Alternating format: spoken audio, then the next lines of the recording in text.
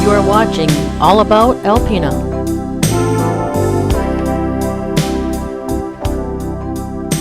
All About Alpena is produced by Alpena Marketplace Productions, 8 p.m. to 10 p.m. daily. Visit us often on the web at www.allaboutalpena.com. Once there, you can email us with your thoughts, concerns, questions, and of course we have our updated schedule there. Or feel free to call us at 354-2295.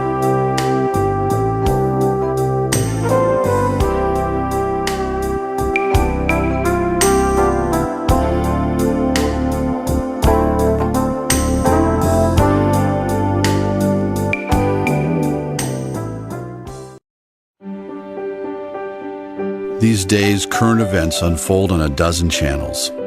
Headlines all seem to be shouting, and good news can be as scarce as a moment to relax. So let's turn down the noise this summer, unplug just a little bit, and head to a shelter from the storms of life. The historic port city of Alpena, located on the Sunrise Shore of Michigan. Only a few hours' drive, but miles away from the weight of the world. Nestled between a vast forest and an endless clear blue bay, where the wonders of nature are as welcoming as the local hospitality. We can explore more than 200 shipwrecks in the largest freshwater sanctuary anywhere. Count the stairs to the top of a lighthouse, or the masts that jut into the harbor sky at moonrise. Let's take a trip to the friendly, picturesque city of Alpena, a haven from the world that's pure Michigan. Your trip begins at michigan.org.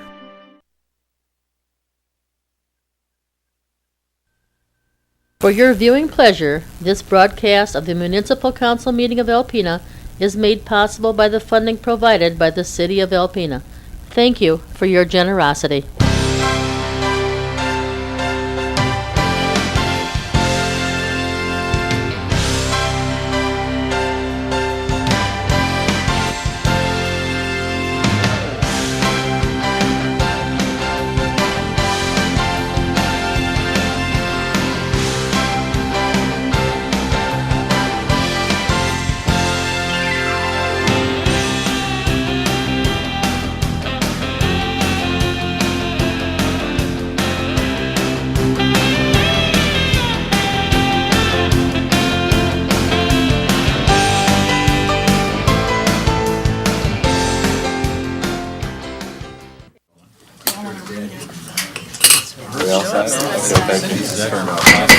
Okay, good evening and welcome to the Alpena City Council meeting of May 5th, 2014.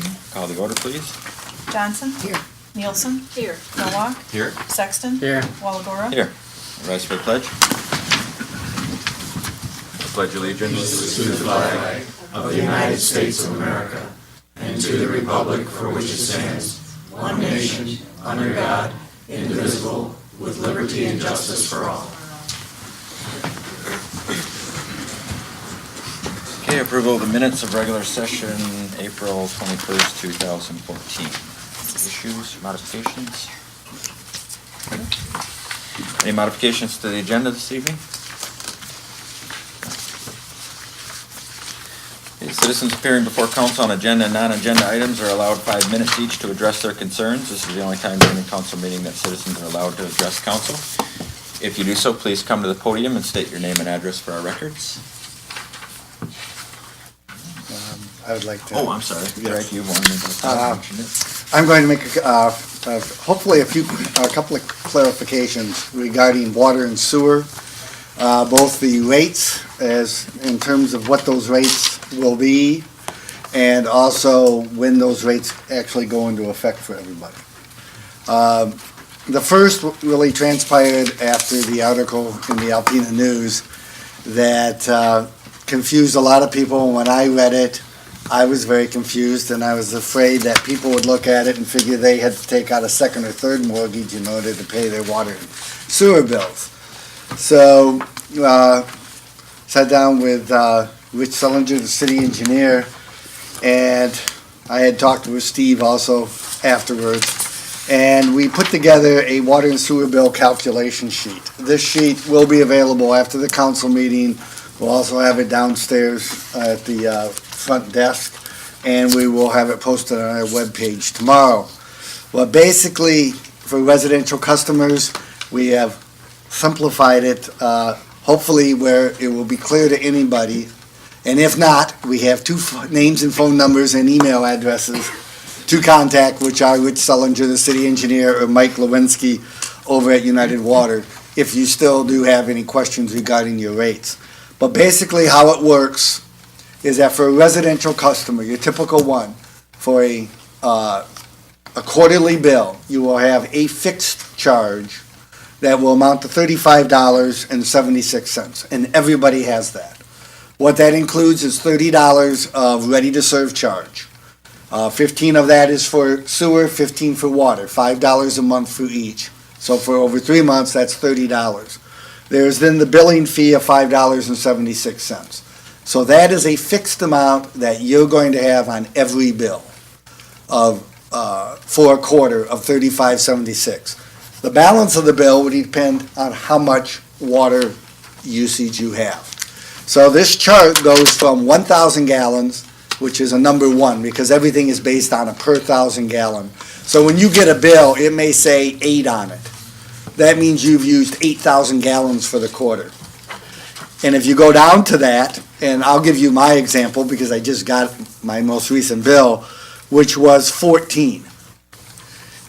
It says for 14,000 gallons, the commodity charge, that's our water and sewer rate together, which is actually $4 cents per 1,000 gallons. So for 14,000 gallons, that comes to $136.36. You then add on that fixed charge of $35.76, and it adds up to $172.12. So I just got a bill last week, which is for February, March, and April. That's at the old rate. If I use the same amount of water in the next quarter of May, June, and July that I get in August, my bill should be $172.12. My current bill was $134, so it basically went up around $38 is what it did if you use 14,000 gallons. And so by looking at this chart, at least, and if you use more than 22,000 gallons, you can just take the monthly or per 1,000 gallon rate of $9.74, multiply it by 23 or 30 or whatever the number, that'll give you the commodity rate and then add the fixed charge to it. And if you have any questions, again, Rich and Mike can answer those. But this will be available after the meeting, and like I say, it will be on our webpage. So anybody can look at that and hopefully know what their bill will be. The other had to do with when those rates go into effect, as far as your bill. The rates went into effect May 1st. However, not everybody, in my case, I get billed in May, which covers the period from February to April, which is at the old rate. My next bill in August will be for 3 months at the new rate. However, not everybody will be that way. What we looked at is, in the past, we have normally increased rates in July, on the 1st of July, and the next bill you got, no matter what period it covered, had the rate increase. So if you got a bill in July, even though it would cover April, May, and June, you were paying the new rate. What we did is, because we knew this was going to be a more substantial increase, is we said we are going to try to give people time to be adjusted. It means some people will, when they get their June bill, they will still be at the old rate. And those who get a July bill will still be at the old rate because part of their bill covers before May 1st. What we're doing is you're getting your first bill at the new rate when you have an entire quarter that's covered by the new rate. So for those who have a bill this month, their next bill in August will be at the new rate. Those who are billed in June will have in September, they will get their new bill their bill will be the new rate. And then for the last group, it will be October. So yes, some groups of rate users will continue to get the old rate for a period of 1 or 2 months longer than, in this case, me. And others who got a May bill, and then we'll get their next bill in August. There was simply no way to make it where it would benefit, or everybody would be equal, that we saw at the time. Now, what we are going to do is, since next year there will be another change, because the rate increase was phased in over 2 years, we will review how we did it this year, probably in February or March, and bring it back to the council if we suggest a different way of implementing the change in May. Now, if we do make a change of going to monthly for any reason, because that's assuming we're still on quarterly, it doesn't matter, everything will kind of just work itself out. And in fact, we wouldn't have this issue had we been monthly. But the decision by the council was to go quarterly, and so we had to make it work as best as we could for the bulk of the rate users, and we felt this was the most fair. So, again, depending upon when your bill is when you are going to actually get that new rate coming to affect you. However, if you look at the chart, you can look, based upon your usage, if you look a year ago at the same time and say, okay, if I use the same amount of water, you can look and be able to see what your maximum bill should be. Now, if you use more water, obviously it'll be higher, less water, it'll be down. But just wanted to clarify those two things, because there were a lot of questions I know coming to council. We had some coming to us on both these issues, and we just wanted to make clarification. All right, thanks, Greg, and Greg did let me know ahead of time that he was gonna do that. I spared him the logistics of having to go down to the podium, but that was actually part of open comment, so in the future, if anybody has any other issues with that, they can put it on the agenda for sure. Tonight's consent agenda.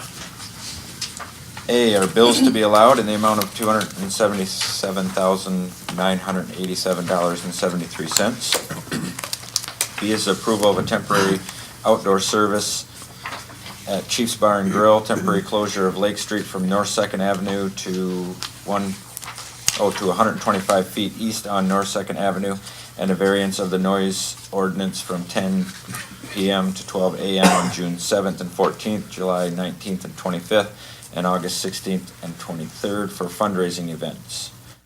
C is approval of Michigan Department of Transportation Contract 145115, Grant Street, and authorization for the mayor and the city clerk to execute the document on behalf of the city. D is 2 council reappointments to the Wildlife Sanctuary Board for a 3-year term expiring May 1st, 2017, Melissa Dobeck and Stephanie Prince. E is 3 council reappointments to the Recreation Advisory Board for a 3-year term expiring May 1st, 2017, Dave Kudnicki, Tony Skiba, and Tom Sommerfeld. F are 2 council reappointments to the Harbor Advisory Committee for a 3-year term expiring May 1st, 2017, Dick Spencer and John McVitie. And G are 3 council reappointments to the Rental Housing Committee for a 2-year term expiring May 1st, 2016, Greg Sundin, Michael Kearley, and Paul Sabrin. Move we approve the consent agenda.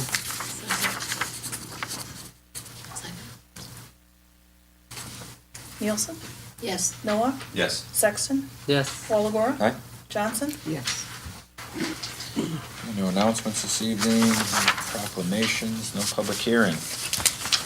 Report of officers, the first reading of ordinance 14-427 and ordinance amending section 94.2, parking violations bureau. There you go. That's me. Chief Jett reported to council at the last meeting in terms of the proposed changes, and this simply codifies them by amending ordinance number 14-427. Unless council disapproves of what I intended to do, I would only read D1 and the change to the chart, unless you really want to hear the whole ordinance. D1 is the only changes. Just the changes, okay. Bill, one other thing, just, I was going to speak to you about it, I failed to, and it is only first reading, but the first 3 paragraphs of that talk about a parking violations bureau, which we never actually have implemented, and we don't have anything officially called that, according to Karen. Is that something outdated that we? That is the, if you look at MCL 600.8395, that's what this is based on. And as a part of that state statute, we're basing our ordinance on the state statute.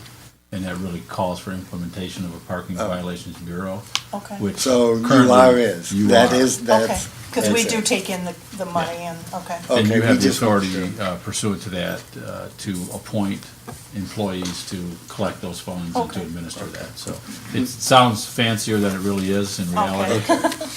We weren't sure, and we didn't know if it was Thank you. actually implemented, and therefore needed to be in Congratulations, there, Ken. so. Yeah, thank you. We didn't want to add any more titles. So Yeah. flat. You've got another title. Alrighty. This is ordinance of the City of Alpena, Michigan, amending section 94-2, parking violations bureau as follows. And the change would be to D1. The position of a non-police officer / non-law enforcement agent is hereby approved and established and is hereby authorized to enforce all violations within downtown development district area or boundaries and in the city. The parties filling such position being designated as parking enforcement persons. A parking enforcement person shall be authorized to enforce all parking violations within the downtown development district area or boundaries in the city by issuing parking violation notices as authorized in the Michigan Motor Vehicle Code and the Code of Ordinances of the City of Alpena. And then the second change is to the chart, which is subsection E and specifically E1, E1B, excuse me. And that's changed from simply, in the past, reading unmetered to being unmetered or otherwise is prohibited by council resolution action. That leaves open for council without having to amend the ordinance. Further developments as the DDA reports, and right now I believe we're in a 3-hour time zone. And so that might go back to 2, it could go to 4, but this would allow you to simply amend that by or by resolution or action rather than coming back and amending the ordinance. So it just leaves that open. You know, we don't know for sure what's going to be requested in the future, but that's the reason for the language otherwise prohibited by council resolution action. This is the first reading, so if there's any suggested changes, now would be the time to suggest them. Otherwise, we'd come back for a second reading at the next meeting. Maybe you could clarify, because I didn't notice it when I read it, until you read it, that the change on D1 says the position of a non-police officer, law enforcement agent is hereby approved and established and is hereby authorized to enforce all violations within the downtown. Should it say all parking violations within the downtown development district, rather than just all violations? Yeah, that word is left in here. Oh, it's in the, Yeah, it's in the middle it's of what's halfway through the yes, slash marks. yes. It does say that. Yeah. All right. That's probably why I caught it the first time It's when I hard read to- it. I just didn't hear it when you said it. See how you got the two, Yes. okay. Yeah. So it is fine. Yeah, it's there. I have nothing then. Thanks, Bill. First reading, so no action.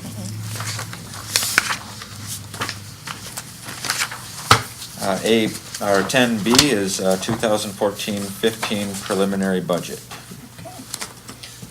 Everybody received their preliminary budget for the fiscal year 2014-15. Read every word of it.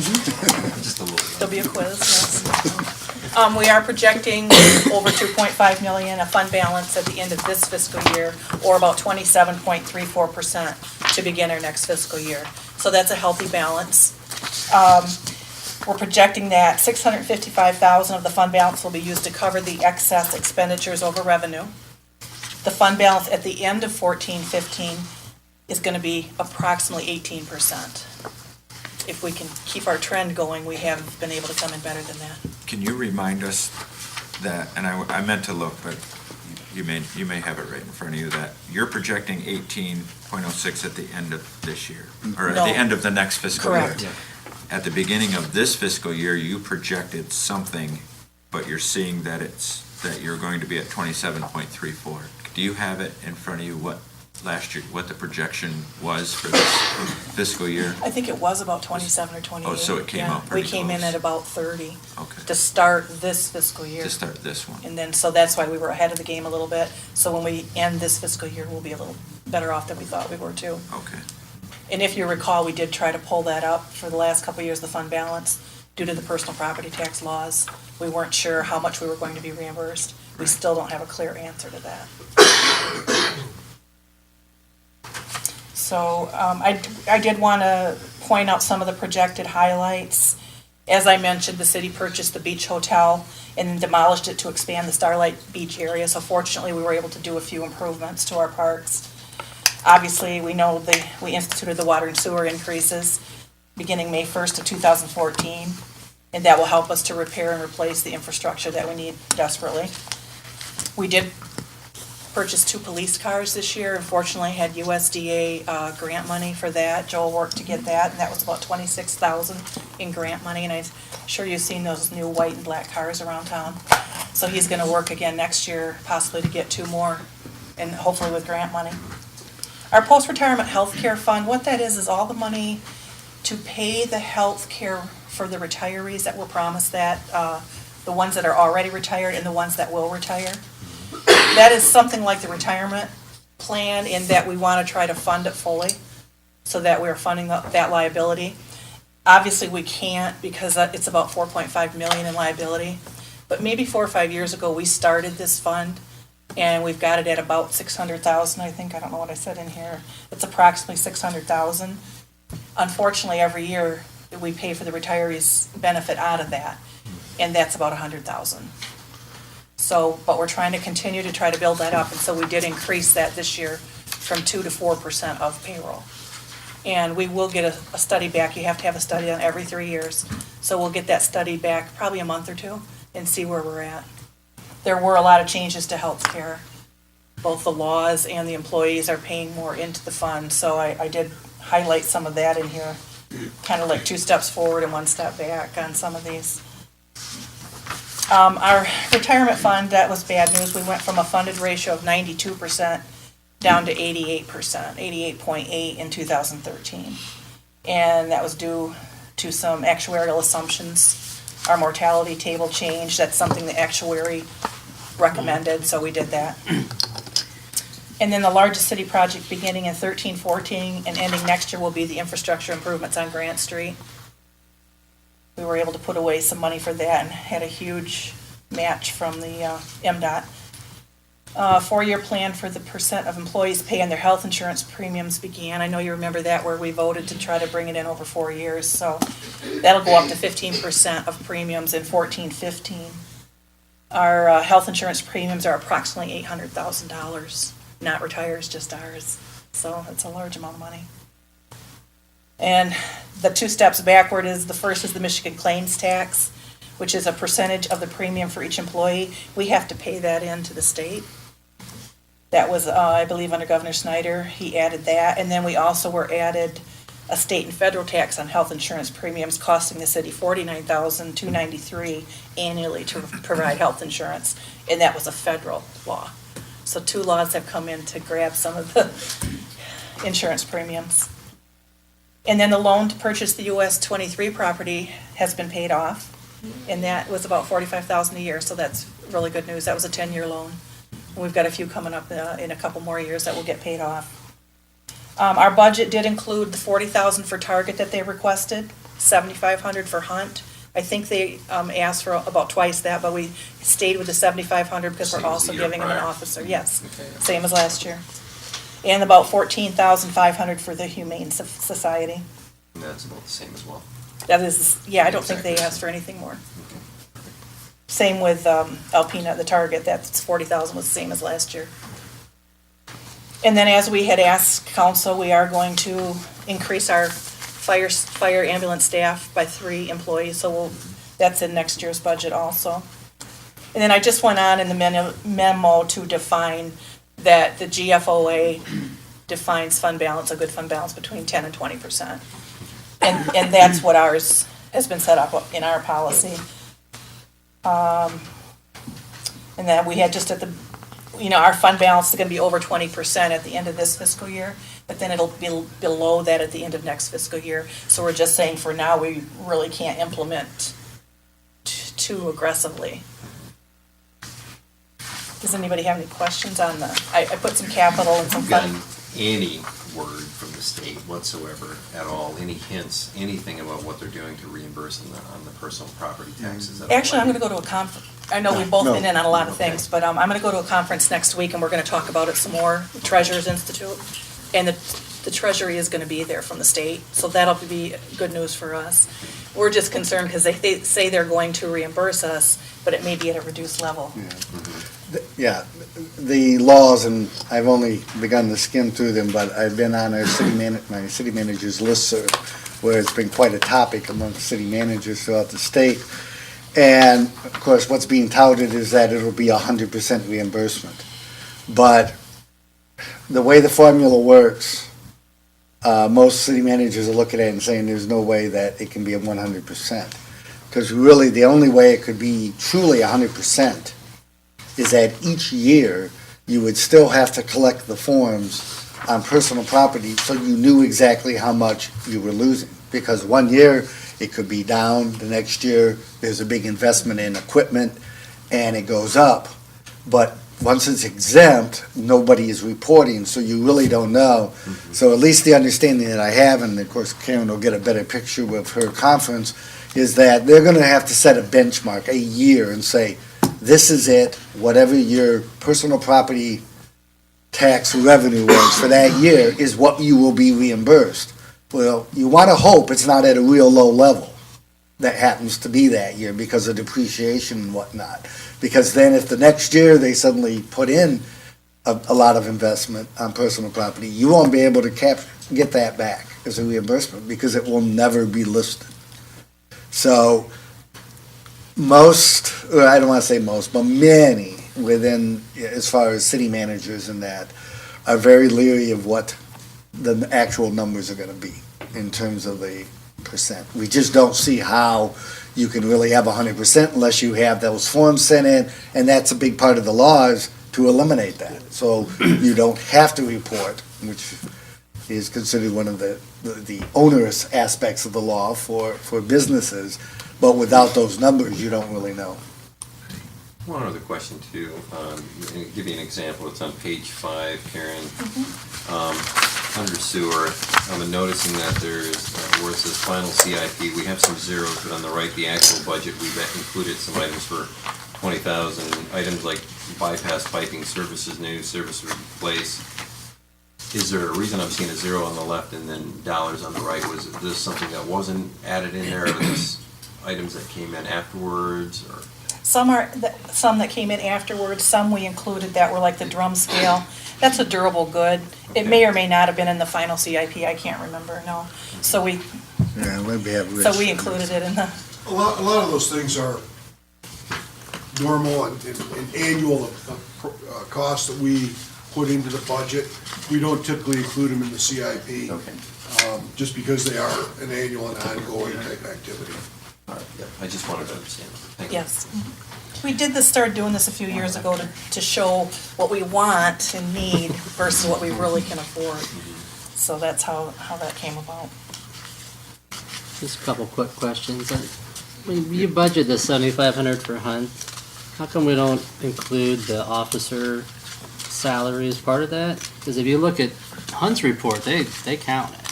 So I didn't know what the rationale was. Ours is included in our salary. We keep our officers in our salary because we have to pay them. And they get all the benefits as if they're an officer of the city. But you donate their time and their labor, we donate that to Hunt. So under the capital, we only show the 7,500 that we donate without the service. Kind of like an in-kind service, and Right, more or less, they can use the officer for this purpose, but.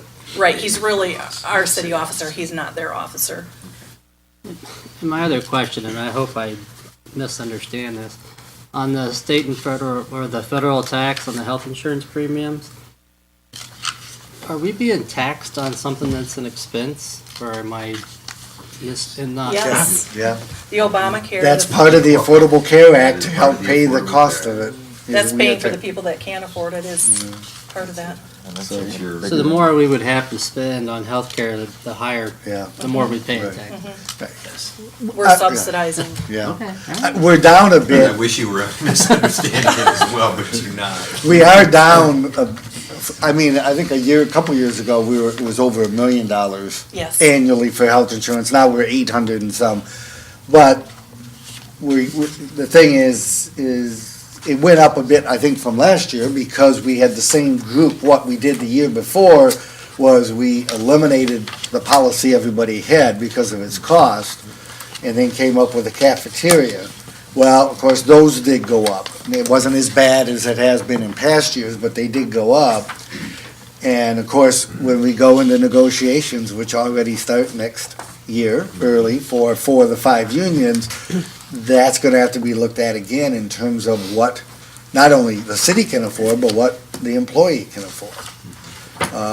Because as those premiums go up and as the percent that they're paying goes up, it's taken a pretty sizable bite, especially for those at the lower end of the pay scale, because it's not a percentage, it's a flat amount, so it affects those down below much more than it does those, in the middle or at the higher end of the pay scale, and that's unfortunate. That charge, unfortunately, too, is a pretty big hit to the Yes. city's budget just for providing the insurance. And every year, if we get hit 10% on premium income, or premium increases, that's $80,000-$90,000 a year. And then you're being taxed On on top that. of Yeah. Yep. So the tax goes up as well. I mean, Just seems odd. they get you coming and going.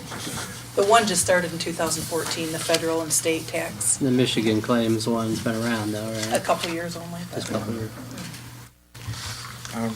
Kurt, can you comment on and I was gonna try and reference a page, but that's not gonna happen. There was an explanation of the department head payroll increase, and I'm not sure if everyone was on council when was that a previous plan to, because it said an incremental increase or something, it gave me the impression that it was in the plan as a step, Well, call it a step. Oh, the step increases, yes, there were a couple of employees, the fire chief, the planning development director, and the HR, Kathy Himes, that we have step increases or grades. Within the grade, there are steps. Is that the 1 through 6? You're right, That's the why I 1 was through looking for the 6. page. And what they, basically, everybody else has been here long enough, they're at the top. So any increase they get is strictly if you grant a percentage, increase. They are not, and in some cases, I think both the fire chief and the HR director were, for probably 2-3 years, did not get any step increase. We finally did last year, and then we are recommending this year. And I think the fire chief, was the police chief also on the step increase? I don't know. I don't think so. Oh. If not, we left him where he was. No, he might have one step, I think. Yes, that would be, and then the other two. So it isn't a guarantee that they're gonna get it every year. We kind of look at the budget and decide, and based on, I guess you can say somewhat, it's a merit thing too. We look at, how they've been doing and so forth. And so those did get that increase. Everybody else is getting everybody does get is proposed for 1.5%, which is the same as what the union contracts that you approved last year would get. And my salary, though it's by contract, the contract says the city manager gets the same increases as the administrative staff. Right. So nothing special, nothing more, things of that way. And the same with the city attorney, also was the same percent. Okay.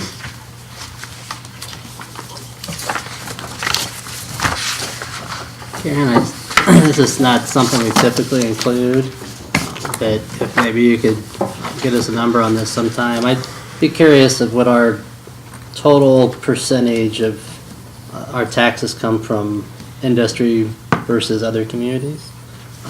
It's been my understanding through the college that we have a pretty low, really small pool of taxable employers versus a lot of other areas. And I didn't know if that was something you had available or. I don't make it know, out. Jeff, is that something, We have it for ours community, Yeah. but not, we can get it for other communities. Yeah, I can look into that, but the other interesting thing though, that will be difficult is apples to apples. Because some towns don't have industry within their city. You know, we have quite a bit of industry in our city. Some maybe don't have the hospitals and the museums and all the churches, you know, there's gonna be a lot of, it depends on the type of city and what's within the city limits. You mean just like a comparable city or You want just just to- surrounding? 'Cause Well, when you look, you know, for example, the college is much more dependent on state funding than our sister colleges because they have a bigger tax base than we do. And a lot of our big employers aren't taxable. So I didn't know where we fell in with other cities, our size, if there's any. I can get you especially taxable values for a lot of different cities. Just, Would that be nothing- helpful? Yeah, Okay. nothing immediate.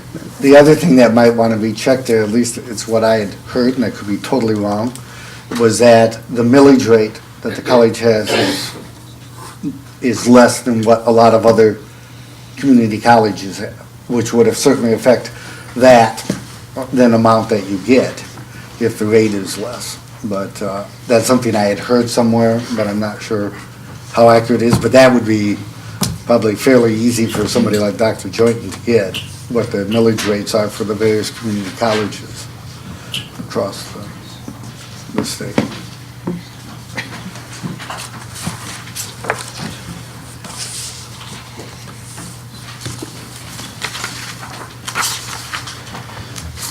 Anything else for this evening? Of course, Karen's got an open door if anybody's got any questions in the next couple of weeks, so. Because we will have a public hearing at the next meeting.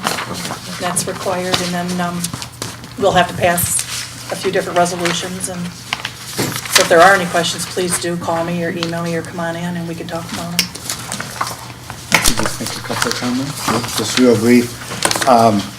You know, over the last few years, if you look at the history that was provided, and I can't remember exactly where it is, that shows the fund balances over the last, probably 10 years, what was projected initially at the start of the year and then what it actually ended up.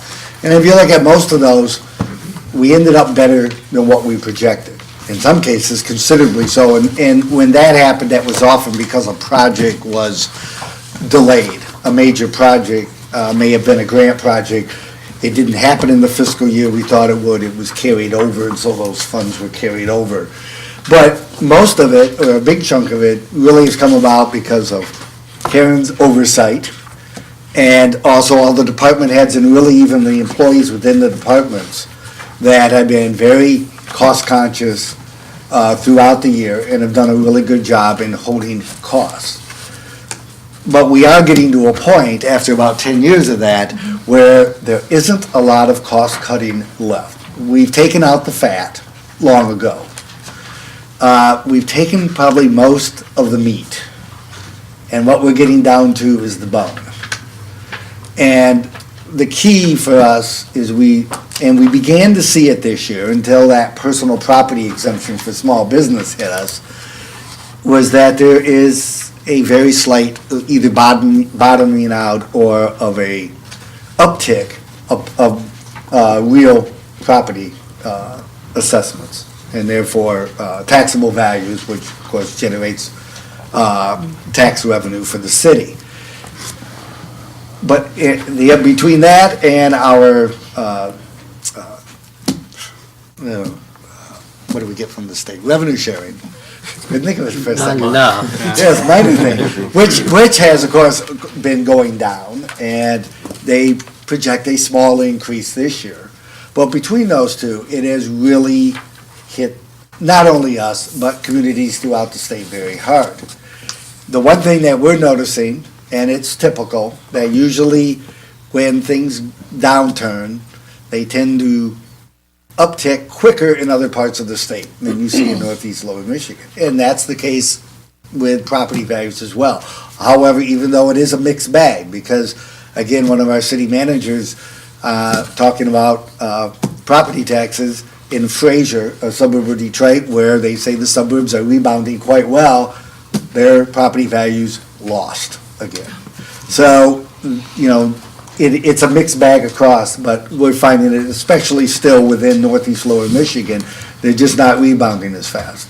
And for us, we need to have revenue increase, because are only so many cuts you can make until you get into that bone. And for us, bone is people, because that's what we are. We're a service entity. We provide service. The bulk of our costs are in people. And that's where it gets very hard. And we're okay for this coming fiscal year, but depending how things go, next fiscal year could be a very big challenge for everybody within the city. And it's not anything that I look forward to if we don't begin to see an uptick. It's always last resort looking at the employee aspect, whether that affects wages, whether that affects number of people. We've already seen a few years ago cuts that have been made. Many departments are down from what is really their optimum level of staffing. And those are things our last resorts. But it's kind of a forewarning, but it's not all doom and gloom, but that if things don't begin to change, that those are things that I know Karen and I are going to be looking at very hard in the coming years. But I do believe we are on the cusp, and I think there are some real economic opportunities in the area. You know, you do have Myers now under construction. It actually means that should be here. We have a number of projects that are at least in various early phases within the city. We don't know whether they'll come to fruition or not. But whether they're in the city or they're in the township, things that happen here mutually help everybody. And so if we begin to see that uptick in economic activity, it's going to be good for everybody. And that's, what we still are looking at. And I know, we're putting $40,000 in the target, but I feel that is probably one of the best investments we make. Jim Claridge does an excellent job. He is out there between cold calls and other things that I wouldn't even have thought about. He has people looking at our community. And some of these are going beyond just some talk. It's whether they will actually come to fruition is something else. But things are happening at a level that we haven't seen in many years here. So I think there is certainly a lot of hope out there. But as with anything, you do hope for the best, but you got to plan sometimes for the worst. But I am optimistic that over the next year or two, we're going to begin to see some positives, not only within the city, but just the area in general that will help everybody, including the city. So that's what we're looking at. But the budget is becoming more and more of a challenge. And I just want to make you aware of that, so we know what's, not only for this coming year, but in the next year or two, what we may be facing. Well, you talk about challenges, even cutting people doesn't always make sense. We looked, a couple of years ago at a law enforcement position, by the time you add up all the overtime to cover the same service, it doesn't save you any money anyway, so. And we've seen, we're looking at that with the fire, where we did authorize additional to control overtime. Because overtime can be very, very expensive in many ways, not just in the wages, but in terms of benefits as well. They affect that. So, yeah, it is a two-edged sword. You make the cuts, if you do cut people, it comes back and bites you in other ways. Because we still have to provide certain services. Okay. Well, thank you. Thank you, Karen, for all your work there and your staff. Appreciate it. With that done, we're up to C, bids, construction engineering services for Grant Street. Rich? The contract that was authorized earlier tonight was for the reconstruction of Grant Street through the Michigan Department of Transportation. they will be providing $370,000 in funding towards our reconstruction costs on Grant Street from Addison Street to Hobbs Drive. This past year, Michigan Department of Transportation implemented some new rulings that basically came down from the Federal Highway Administration that require anybody performing inspection on the jobs or performing paperwork in the office be certified. And there's certification classes that they have to go through to achieve that. We used to do all that paperwork in-house. We used to do all the inspections in-house, and this year we aren't capable of doing it because of this new rule. So we have to hire it out to a consulting engineering firm to have that done. The city did solicit proposals from local engineering companies certified to perform this work, as well as publishing it on our website. We did receive 2 proposals, one from R.S. Scott and one from Huron Engineering. The proposal from R.S. Scott Associates did not meet the bid requirements as they only provided a price to perform these services based on a percentage of the construction cost. This does not represent the information we requested in the proposal. The second proposal received was from Huron Engineering and Surveying. This proposal delineated the information requested in our request for proposals, being hourly rates, estimated time, and also provided a not-to-exceed price for the project of $48,900.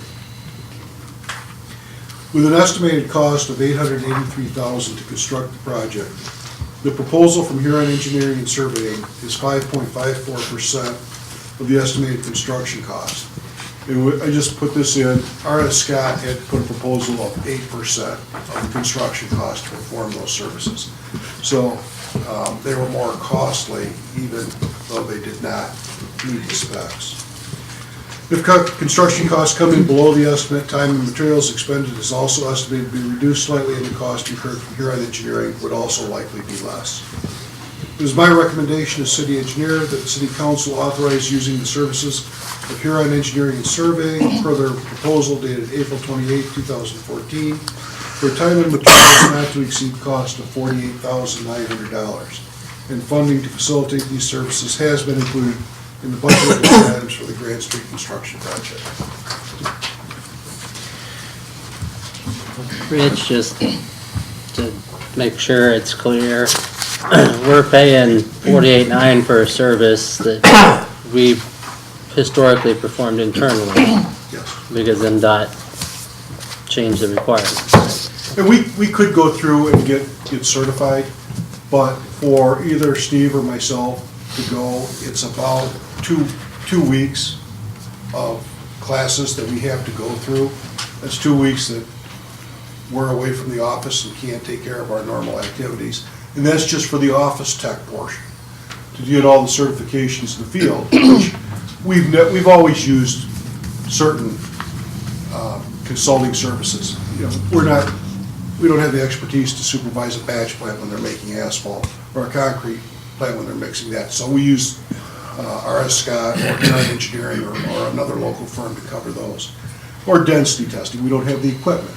But those were spot checks, the day-to-day standing out there watching the contractor with stuff that we did that by a stroke of the pen this year we're not capable of doing. And I know this is purely a guess, but how many times do you think this will come up in a year? This is, I mean, it's always, the only time we have to do this is when we have Michigan Department of Transportation funding on a project. Like these, about every 5 years, we get a small urban program.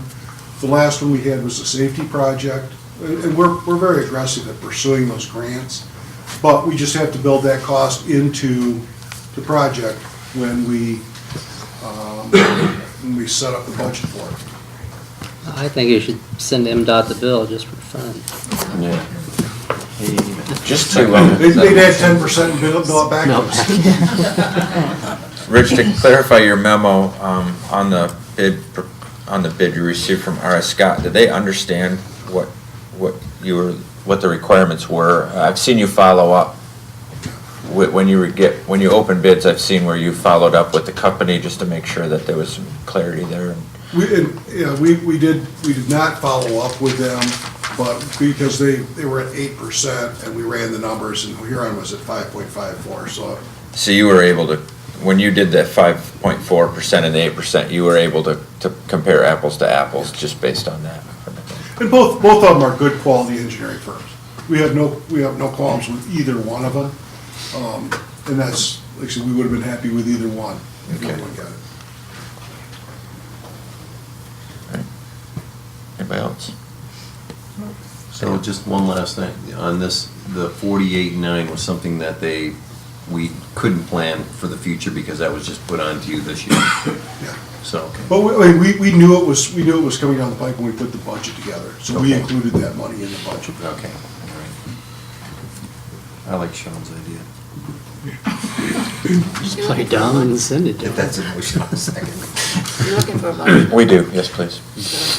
I move Huron Engineering and Surveying per their proposal April 28, 2014, for time and materials not to exceed $48,900 for the budgeted line items for Grant Street construction project. Second. Nowak, Yes. Sexton, Yes. Walagora, Aye. Johnson, Yes. Nielsen. Yes. Thank you, Rich. You're staying here for the granular activated carbon water production plant bid as well. On April 15th, 2014, the city received an open bids for the replacement of the granular activated carbon.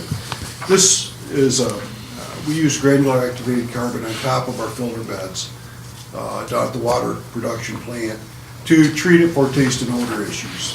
We've been doing this for probably about 16, 18 years. Since, well, it was first implemented in 1999. The bid documents were sent to various firms capable of providing and placing American Water Works Association compliant carbon for use in drinking water production. Only one bid was received and was from our only supplier since implementing the granular activated carbon, Calgon Carbon Corporation. They have been the low bidder every time, or the only bidder. We've had multiple bids before, but they've always been the low bidder on providing carbon. This year, we are doing something a little bit different. The AWWA, American Water Works Association, authorized the use of reactivated carbon on our filter beds. Before, it was always virgin carbon that we used on top of our filter beds. This, in the past years since we bid this out before, they've allowed it to be reactivated. Basically, what they do is they're going to come in, bring in we have 7 filter beds, excuse me. They're going to replace 4 of them with virgin carbon, take that carbon off those filter beds back to their plant, reburn it, reactivate it, and then bring it back and use that on the last 3 filter beds. Then the carbon they take off those last 3, they will take back, reburn it, reactivate it, and then store it. And the next time we go through this, then we won't have to buy the virgin and we can get lower prices. This is a more cost-effective approach than using 100% virgin carbon, but even still, the price is above what we paid 3 years ago. So, the bid that we received was in the amount of $177,884.82, which is payable in 6 semi-annual payments over the 3-year life of the carbon. And we've bid that out. Is it, you can do a one-time payment. Is there any cost savings? And this is exactly the same. So we might as well pay it over the 6 years in semi-annual installments. It is my recommendation to city engineer to award the contract for granular activated carbon bid to Calgon Carbon Corporation in the amount of $177,884.82. And funding for the payments have been included in the water production plan line item for supplies. Rich, a couple questions on that. I couldn't find the number exactly, but what did you budget for this to be replaced? I mean, what was your best guesstimate, as you usually do, or your estimate on that? I don't remember we all roll it into that supplies line item, so along with our,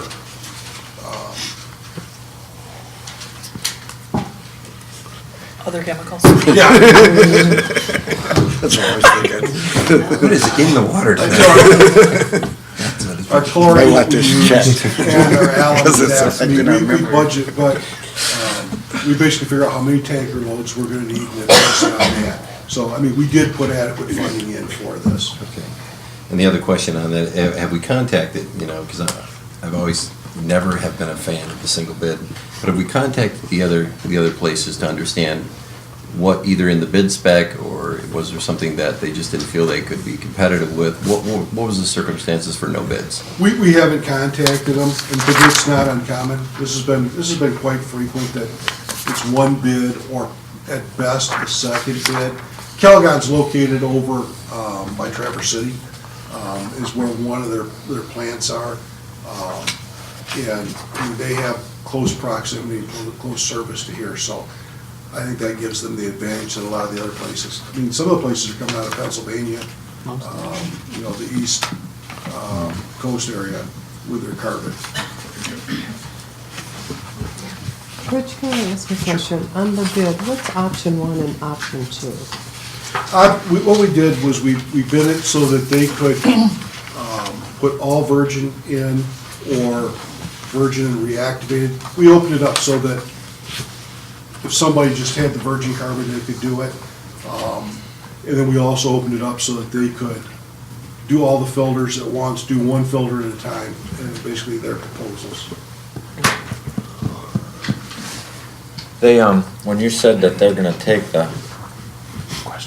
and store the carbon from the last 4 or 3 or whatever the division was, the last 3, for the next time, so that would give us the assumption that we will more than likely be locked into going with them the next time, because definitely give them an advantage. because they have And they're actually gonna, I mean, it's an odd detail, but they're actually gonna store our carbon, or we will just get someone else's carbon. It'll be like a It'll be deer our carbon. processor. It'll or basically whatever. be bagged and tagged with our Bagged name and on it. tagged.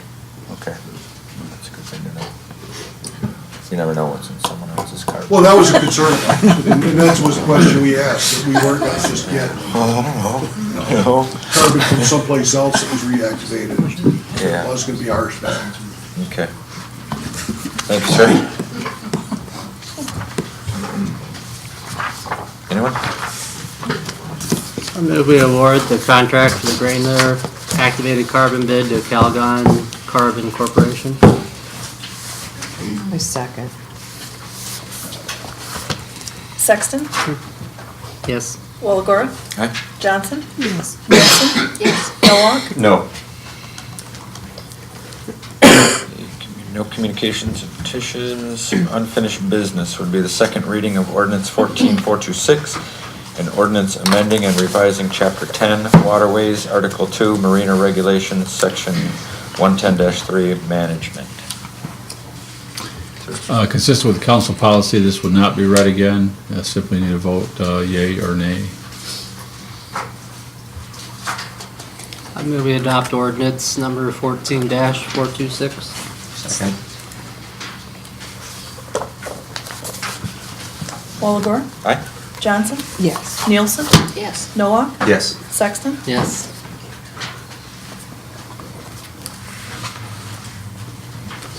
Sorry. New business, update on council meetings on the internet, YouTube. Steve? Beginning last year in April, we began publishing the recordings of the council meetings to the web utilizing YouTube. This was an effort to reach additional audiences that may not be able to see the council meetings on TV due to their provider or the location. It's been a year since we started that, and I included a table in the memo illustrating each meeting and the number of views that it had on our YouTube channel. And also the content of the meeting is listed there too, to kind of illustrate, the number of views may be up because of the content of the meeting. Waterway presentations had quite a bit more views than, some of the other meetings. But even with the spikes and things, we're still at about an average of 15 views per meeting. And that totals out to about 407 views over the 27 uploads that we've had. And our channel currently has 3 subscribers. So, there's channels out there with thousands and thousands of subscribers, to give you an idea. You know, it's not the viewership that we expected, obviously, especially after we saw 330 views for the 3 test meetings we did last year in February and March. You know, the initial spike may have occurred due to the initial announcement of everything and it being in the media and things like that. If the viewership continues to average around 15, you know, we may suggest to maybe discontinue the practice, but I think at this time we should continue to upload and continue the program for another year. Think about a few other ways to advertise it through the website, things like that. One of the things I do notice is that, you know, the comments are turned off right now. We could turn the comments on and see what we get. You know, we can certainly turn them off if we start getting the things that we don't like to see on there. Because it is open to everybody. So, but yeah, it's just a suggestion.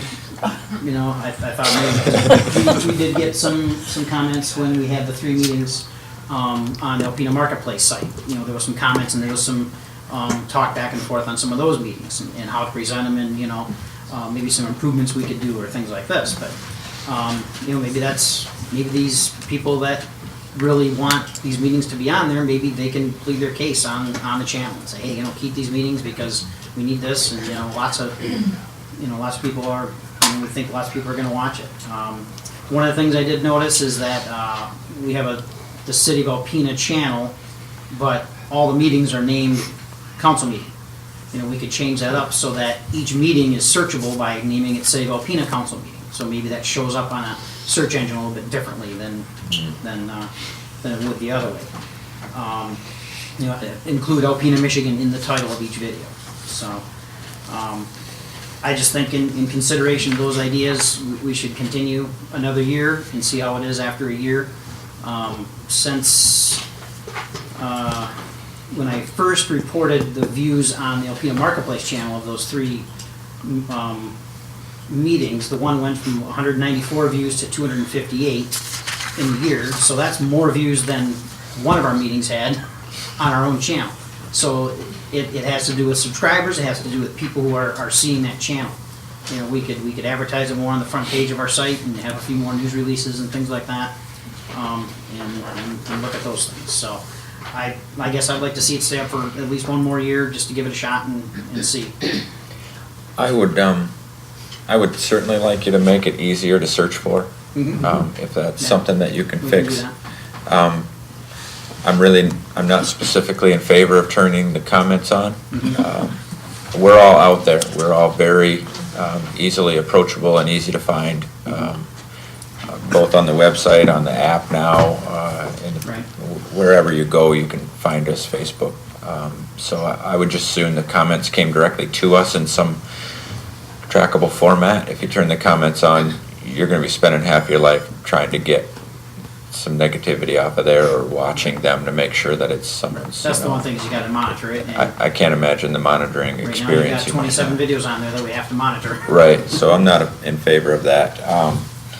What are the drawbacks to, even in the end, because you mentioned in your memo that if we don't see a better average of 15, you might consider, or we might consider taking it off. What are the drawbacks to leaving it on right now?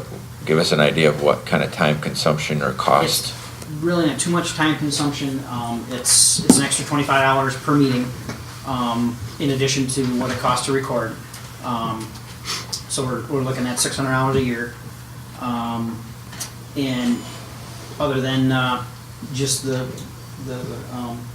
time in processing it, there's really not any time on my part. She brings in the drive and I upload it, and it does its stuff in the background, and I put a title on it, and that's it. It's not much to it.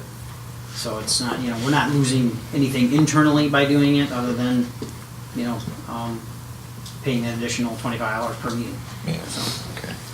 What does a subscriber get? I mean, I've gone on YouTube and watched different videos from time to time.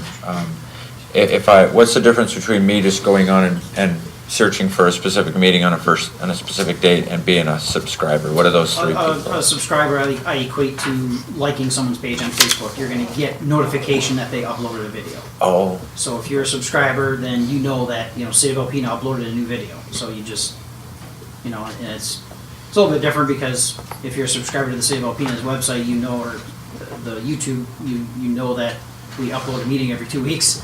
Yeah. And so it's not that beneficial because In this you case. know the schedule. Right. You know, it's not like we're gonna all of a sudden upload a meeting that nobody knew of, you know, Right. so. So these subscribers are you, Rich, and Brent. They're my home email, my city Your email. All right. So we don't particularly, unless anybody's got questions, we're not looking for action really, because we can, without action, we would just continue to Right. do what we're doing. Right.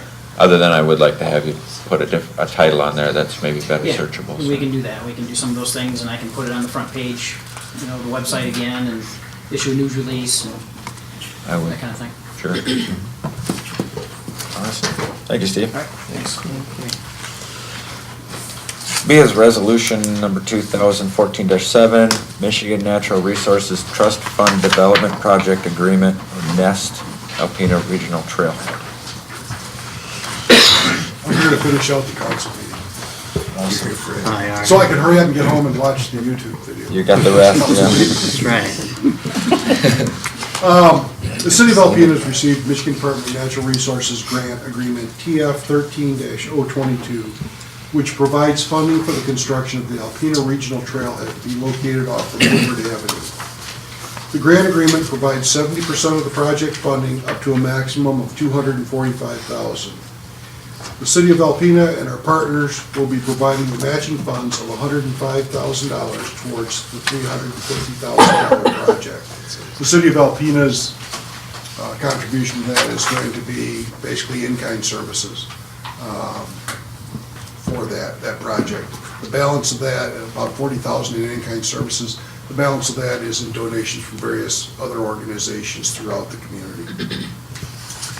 Upon review of the grant agreement, it is my recommendation as city engineer that City Council authorizes MDNR grant TF 13-022 by the attached resolution authorizing the mayor to execute the document on behalf of the city. Funding for this project has been established in the 2014-15 budget. Rich, this is the same grant we were denied last year, right? Correct. We were denied it last year, then we resubmitted it. They changed some of their point value system that they rank the projects with. Basically because we are on a recognized state trail, we got additional points, which moved us up above into the funding level. We were just below last year, the cutoff for funding. And do we still have the commitments from the other Yes. groups? With the exception, I think there's one that we, the one from the high school, the youth, one was questionable. You mean from the foundation? Yeah. Community Foundation, the Youth Advisory Council? Yeah, that was the only one I think was in question. But we did get another one, which we didn't have last time, that was the Lions, which added in. They're not quite equal, but they're pretty close. So if we do lose the one, we would it'd be pretty much offset. Do we have like with the approval of this, a start date on that particular property or anything? Yeah, we'd like to start this fall. Design, time to get it designed is the big killer right now. It's slowing us down. We hope to have it pretty well designed by now, but we've had too many other irons in the fire to get it done. The game plan is to get it done, get it in for approval, and get it out for bid, so that they could possibly start construction this fall, but more likely it's gonna be a spring of 2015 completion on it. And you'll bring that back to council so we can share that with the public, right? Yeah, once we get it designed and get it ready to go. We're designing it in-house? Yes. Okay. Yeah, it'll all be based on the conceptual drawings that were submitted to DNR as part of the application. Yeah, I remember seeing It's some. basically gonna mimic the Starlight Beach Right. Pavilion and bathroom facilities. How many service clubs are interested in helping with this? I know for a while there was a lot of interest. Are they still there? Yeah, there's some, and actually we've been approached by another service club that wants to be involved in the design because they may look at taking on some long-term maintenance commitments out there. And the gentleman has stopped into my office every 2 months and just checking up on me. Where are we at? I'm ready, whatever you are. So they're really fired up about it. Good. Awesome.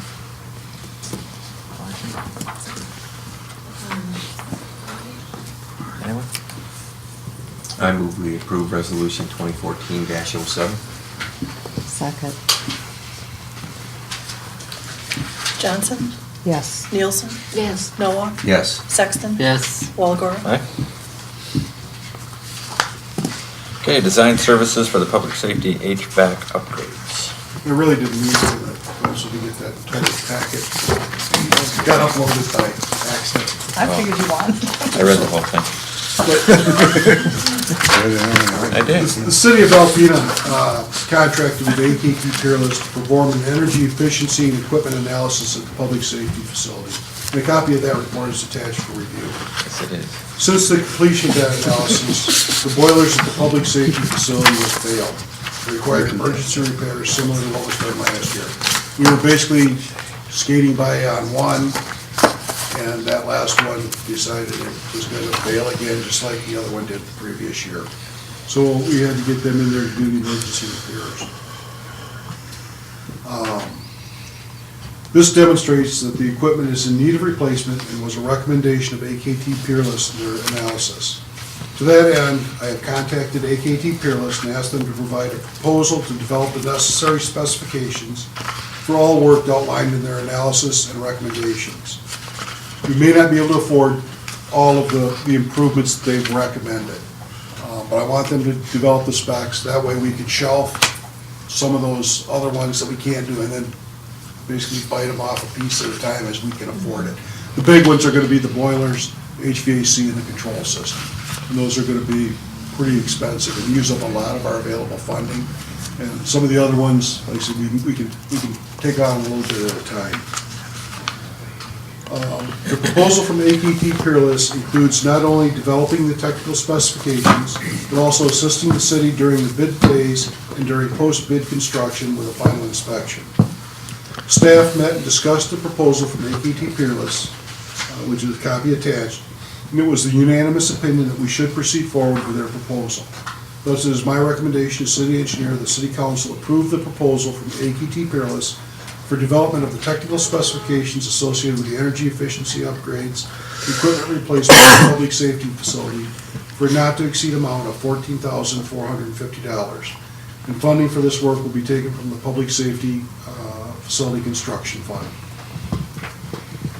Rich, just not knowing, I guess, as much as an engineer would about these analyses that they do, can you explain and just briefly why an analysis and recommendation wouldn't have specifications in it? Because we didn't ask them to do that. It was basically just to go in there and, look at the system and tell us what we can do to improve that system. It was never anticipated that when they did that first step, and we paid about $8,000 for that they would develop specifications to take us so we could bid it. Okay. Yeah. And had you, it would have been probably $14,450. There would have been additional funding, So that's for sure. I can't tell you exactly how much, but it's not unreasonable for the scope of what they are proposing to do, because they're getting into the control systems over there and basically putting in a new proposing to put in a new non-proprietary control system. Right now, if we have to have somebody service that control system, we have to pay for them to come from Saginaw up here to perform the service and drive back. So we're paying hour-and-a-half travel time each way for them to come up here and do anything with that. We want to get away from that and get to something that somebody local can service and work on. Same thing with all the components. We've told them we want it non-proprietary so that Wyankoff, Lakeshore, any of the other commercial mechanical contractors can go in and work on it if it's not specific to one entity.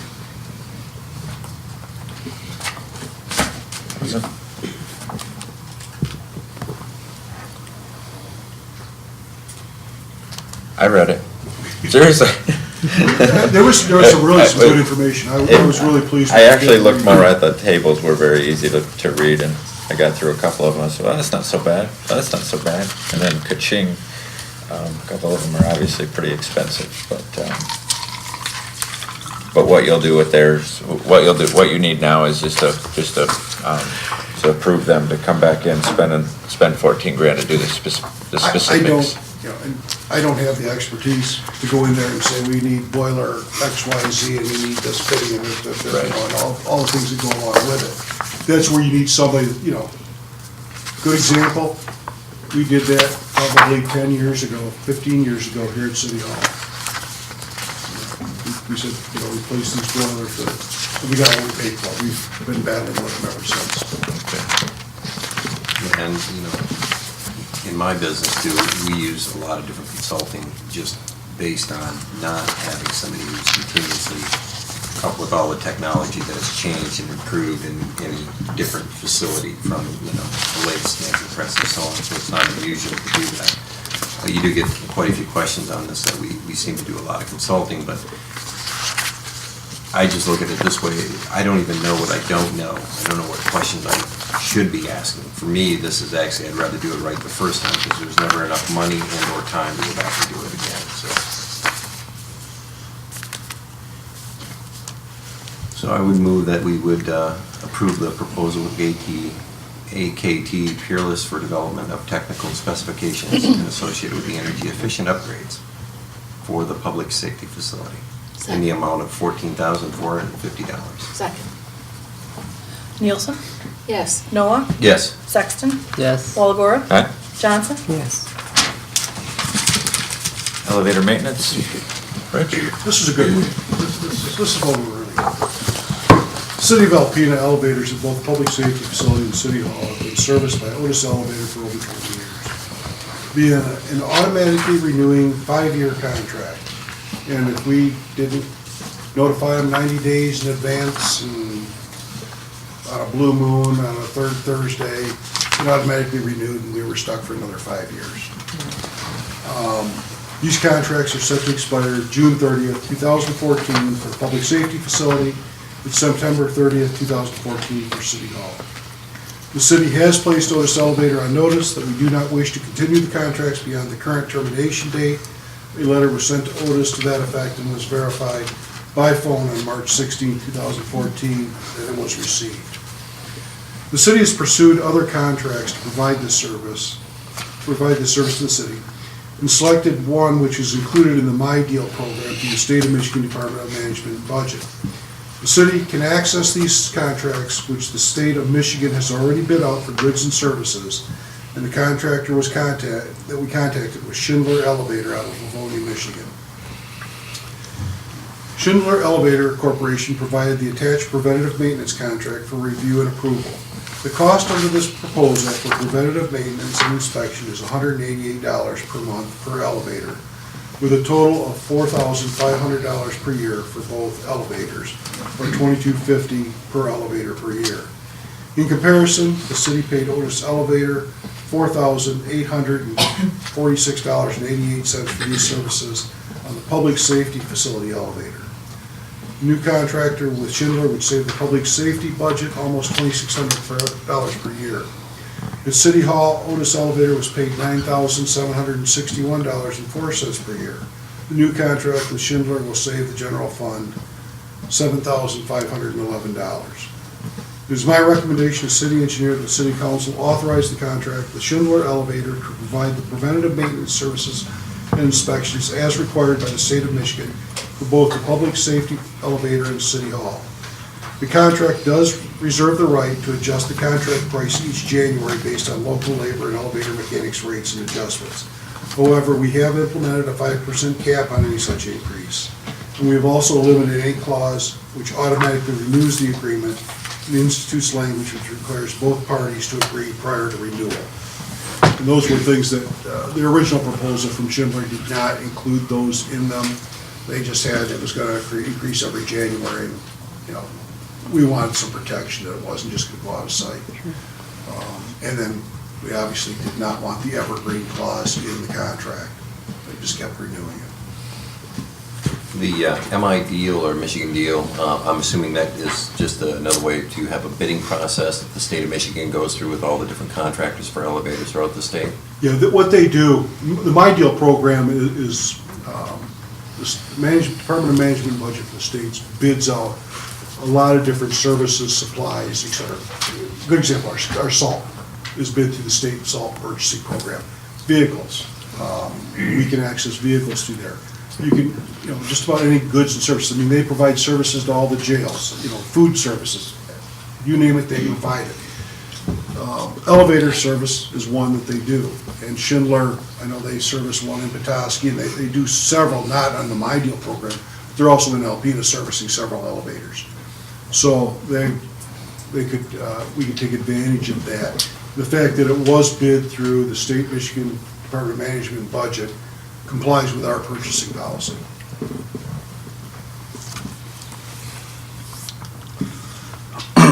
Anything else? I move we award the elevator maintenance contract to Schindler Elevator Corporation. Second. Noah? Yes. Sexton? Yes. Walagora? Okay. Johnson? Yes. Nielsen? Yes. Okay, United Water Maintenance Expenditure Cost Overrun. Mike Lewinsky has submitted the attached memorandum to the city of Alpena notifying the city that they will exceed their allotted maintenance budget for 2014 fiscal year. As a requirement of the contract between the two parties, United Water must notify us of the fact when they anticipate overrunning their budget amount for maintenance. The justification for this overrun is detailed in Mike Lewinsky's memorandum. It is due to the harsh winter weather experienced and the impacts it had on the water and sewer system. If you've driven our streets, you can pretty much see we've turned a lot of our streets into Swiss cheese with water main breaks, repairs, etc. As stated, this is only for notification and no action is required by City Council at this time. This is only the second time that I'm aware of that United Water has had to issue this type of notification in the 22 years I have been overseeing their operation. So it is a rare event. They usually stay within the budget, but I know just where they're at now and what we've got in repair bills, asphalt repair bills, curb repair bills out there. We're gonna go way over it. If you have any questions, Mike Lewinsky is here to answer any questions. Come on up, Mike. Quite sure I wouldn't get away scot-free. Now, the one question I've got this year, just because it was such a harsh winter, is several questions we're asking about when we used to run the water, like the steady pencil. We haven't issued anything like that this year. So I was curious as to the criteria of when you implement something like that versus not. Basically, it's one we can't keep up with either thawing or hosing people and keeping them in water. The last time we had the problem, this severe problem, was in 1994. And we got up to the point where we had 400 people that were frozen. You have to make a call. I mean, we made an educated guess. We were able to keep up with thawing using the welder. Those that we couldn't thaw because of the material wasn't conductive on their pipes, we were able to hose them. And in that situation, we were able to keep up. We did a lot of overtime. And it hurt my maintenance budget, my labor budget, as well as the maintenance budget. But we made the conscious decision that because of the volume of water that we would have used and the chemical cost associated with producing it, we made a call, and I think we made the right call. We had, I believe we had 126 that we either thawed or we had to put hoses on. And putting hoses out, that's a cost. It's hard to get hoses nowadays, and in the winter, it's just something that you don't find, so we had to order those. We lost about 40 new meters that froze and broke. In those situations, we did charge the customer for those meters because it's up to them to provide an area that is not going to damage the meter. So that is a cost that we experience. We'll be getting that money back, but it also shows as a cost against the maintenance budget. And we had a very large number of water services that broke, and you could tell that we were having a hard time keeping up with doing those repairs because there was There's one that was on Washington Avenue that ran for a month and a half. Another one that was on Third that was about the same period of time. And those were just, one of them was an abandoned service that let go. The other was a frozen service that split. And we actually had a main that broke on State Street in Campbell, and that, a 40-foot section of pipe cracked down the pipe. It was a 6-inch pipe that froze and cracked. So that kind of severe damage you don't see very often. You don't see a winter like we had very often. Mike, how many times do you go back a second or third time? Campbell Street, we were back in there 5 times. Yeah. And what happened was, we'd go in, we'd put a repair band on what we thought was the break. And that main was actually, it was frozen. So every 2 or 3 days, because water was running through it, it could thaw out and another break would crop up. And we were in there 5 times. As far as services, how many did you have to go back and rethaw? I think I put a number in my. Is that what this memo, is? but I think it was something. First thaw is 97, second thaw is 43. That would be going back to the same. And that, what would happen there is the people, they would forget that they had to keep running the water and they'd shut it off and it would freeze again. Those are the ones that really make it hard to keep up because you already did it once and because of their negligence, it froze again. In those situations, we charged them. We charged them for the extra service that we had to provide. Okay. Thanks, sir. Thank you, Mike. And Rich? Okay, next up, winter maintenance costs. At the last meeting, council requested that we provide information relevant to the winter maintenance expenses incurred by the city of Alpena. Tammy Rommel from the Public Works Division assembled the costs incurred over the last 7 years for winter maintenance and also included snowfall amounts and de-icing salt costs paid by the city. While there will be some correlation between snowfall amounts and winter maintenance costs, it varies based on the frequency of storms and the snowfall amounts. As referenced, Highway 1 is Chisholm Street, Highway 2 is State Avenue, and Highway 3 is M32, which the city does get reimbursed for maintenance costs on these sections of State Highway via a contract with the Michigan Department of Transportation. But if you look at the chart, our winter maintenance costs, run from a low of $149,000 to, almost $500,000, $469,000. And, this year we had $338,000, almost $339,000 in expenses. 64 inches of snowfall, which is not, we've had higher snowfall amounts, and almost the same. It was just, this year it was the frequency was what really got us, is that, you'd get a couple inches here, and cold weather, you'd have to go out and salt. And, as soon as that would kind of clear up, we'd get another storm, we'd get a couple inches. So it was just an ongoing battle. This year we were fortunate, salt prices were down a little bit from where they've been in the past. 2 years ago, we were paying $56 a ton for salt, 56 and change. This year we were paying 44 and change for salt. So salt prices were down a little bit this year. But still, even on the state trunk lines, I think we spent over $30,000 in salt. We expended $30,000 worth of salt on the state highways. She did go a little bit further. This is how we track our costs: plowing alleys, plowing city parking lots, hauling snow out of city parking lots, etc. We keep track of all those different work activities throughout the season, and not just during the winter. In the summer, we do a pretty good job of tracking where we spend our time out there. But it's a major cost. And this is one, Greg had alluded to, we're a service providing community. This is, we're run with a bare bones crew to be able to provide that service. Minute snowstorms hit, we try to get them out here in the parking lots before the cars hit the parking lots. We've got pickup trucks that do that. We've got our big trucks out on the main. We do the state highways first, then go to our majors, and then our locals last. But that's, if we get any quantity of snow, that's, they can't do it in an 8-hour shift. They're back, they're either running overtime, or, they're pushing it, and then they're back the next day working on cleanup, turning corners, replowing, because usually we get a little bit more snow the next day, we're back replowing the same routes again. And it's, when you think about it, this is one of those lost causes. You're moving snow. Where's the snow now? I mean, it's gone. You've used that salt. It's, you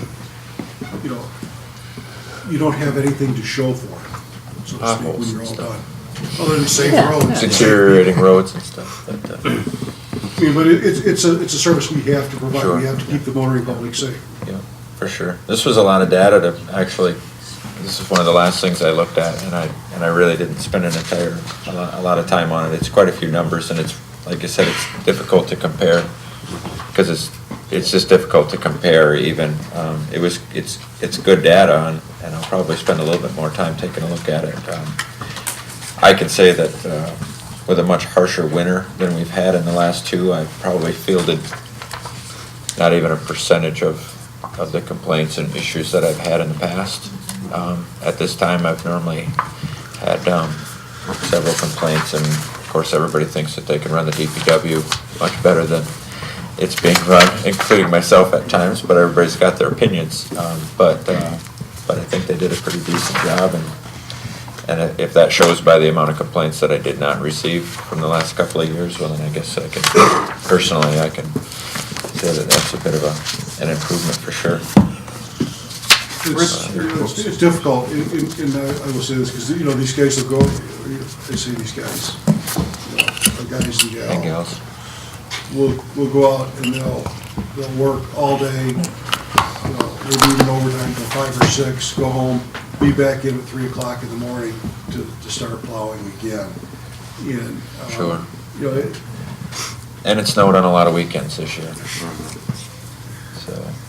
And we've got, they're very conscientious. If there's a storm, we have very good turnout for call-ins on those snow events. Do we have this just as a line item expense for snow removal and so on, or does it just come out of a DPW budget? Basically, in the major streets and local streets, there's 3 line items. There's winter maintenance, labor, equipment, and materials in both major and local. The parking lots comes just out of the public works line item for parking lot maintenance. Alleys would be considered under local streets. And then the bike path, we do very limited bike path plowing, but those are out of public works as well. The main items are the state, within major streets, there's the winter maintenance for major streets, then we've also got a separate subsection for the state highways. That's 100% reimbursed. MDOT has indicated that they will keep us whole on our expenses because we're over budget, over our contracted maintenance budget with them for the state highways. But we had a meeting with them, they've agreed to keep us whole on that, so that we are covered on 100% of our expenses. Thanks. Rich, did our equipment take an inordinate amount of beating because of the temperature and the use, and that put a kind of a dent in the budget as far as just keeping the vehicles up, or? It's a double-edged sword because the equipment fund repairs all that vehicle. The equipment fund owns all the equipment.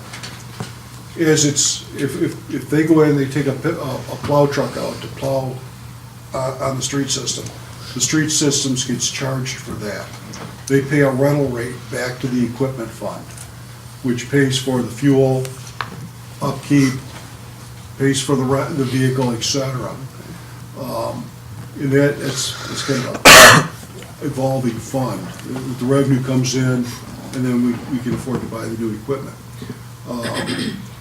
Maintenance expenses were up Obviously, anytime you're using the equipment more, the maintenance expenses are up. But also that revenue back in, so.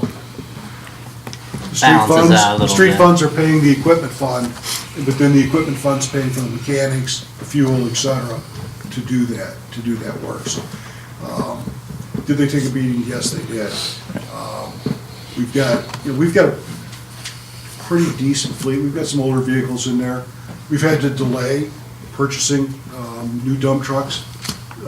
We've delayed them for at least 2 years now, but we're gonna have to catch up. And a new tandem axle dump truck is about $200,000, just under when you get all said and done. Excellent. Great report. Thank you, sir. I move we adjourn this closed session. Who seconded that? Sexton? Yes. Walagora? Johnson? Yes. Nielsen? Yes. Noah? Yes.